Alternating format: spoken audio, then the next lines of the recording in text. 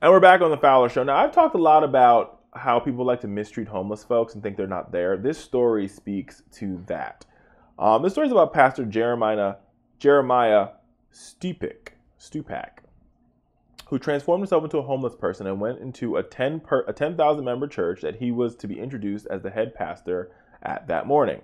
So he walked in to his soon to be new church. And as he went to the sanctuary to sit down, ushers asked him, like they battled him. He greeted people. They didn't greet him back. They gave him dirty looks. People looked down on him. He sat in the back of the church. He listened to the church announcements and such. And when all was said and done, the elder went up and they were excited to introduce their new pastor.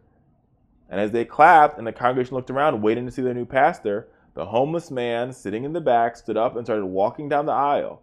The clapping stopped and all the eyes stared.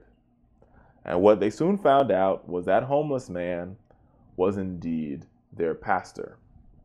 Now, this is a lesson learned here, right? Because we never really know. When you see a homeless person on the street, you always assume the worst about them. But, like in this particular situation, this homeless person could have been your pastor, somebody in disguise. And it speaks volumes. And we've talked on the show. We've talked about this on the show before about the brutality towards homeless people. People just beat them up for no reason. But these people are people too. And I think we, beyond the fact that this guy did this for his particular church, we need to have a conversation in this country about how we treat our homeless. And beyond how we treat our homeless, we need to have a conversation about how we provide mental care and make sure people aren't homeless. Right? My mom always used to say growing up that prevention is better than cure. And this story is an example of prevention is better than cure. Because this guy was actually the pastor of this 10,000 member church, but because he dressed up as a homeless person, he was treated as a second class, maybe third class, hell, fourth class citizen. Dirty looks, wasn't welcome the same. We need to treat come on, brotherly love, y'all. Seriously.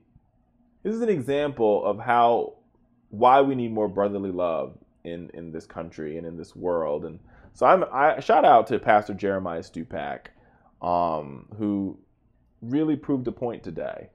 And he proved the point that just because you're homeless, you don't know my story. That's some true stuff. Just because you see me on the street corner does not mean you know my story. And just because you see me in a suit does not mean you know my story either. Just some food for thought.